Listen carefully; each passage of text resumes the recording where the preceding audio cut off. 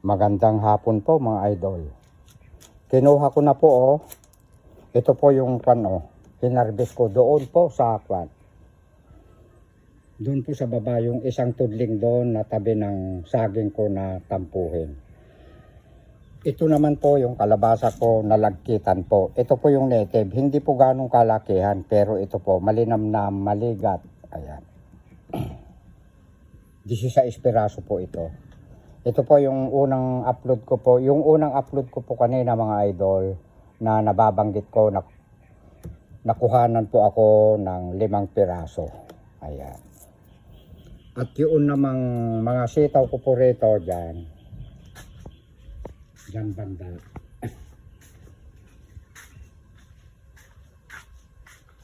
Nakuhanan po ito. Itong 3 tudling na ito na hanggang dun sa kalahati. Excuse me po. Marami pong nakuhang bunga dyan dahil kahapon po marami dyan Katulad nung humapay doon sa baba. Yung humapay naman po sa baba doon ko na pinaharbisan yung mga bisita ko kanina at saka si Bele. Nag-uwi rin po si Bele. Ayan.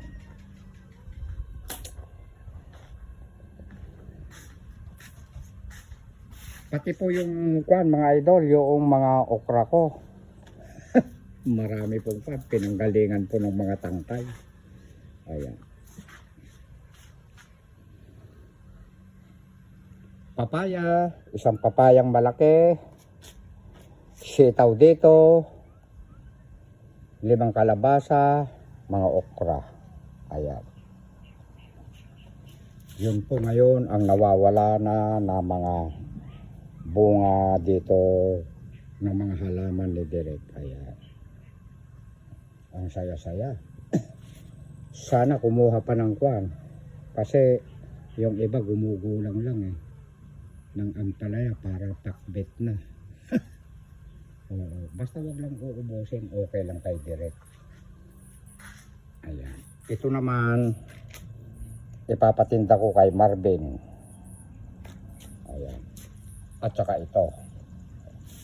Para mapakinabangan din ni Direk yung paghihirap din niya. Ayan. Hindi po ba?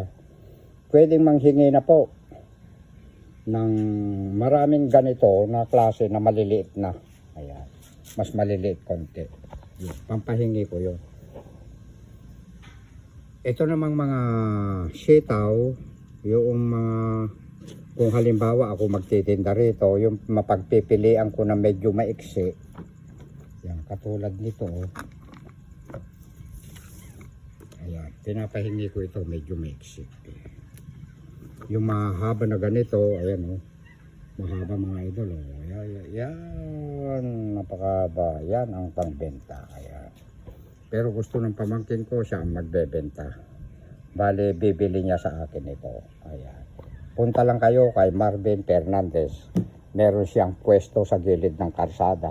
Dito sa Calle 11 kung tawagin. Ayan.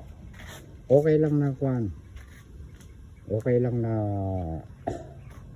merong kukuha. Pero mas maganda sana yung ipapaalam. Ayan. Magpakita ko na direct. Bye-bye. I love you all mga idol. Maraming salamat sa mga tiga Purok Uno na bumisita sa akin kanina na suki ko sa mga inihaw na mga bangus at saka hito. Ayan. Ikat mo na, direct. Ikat na.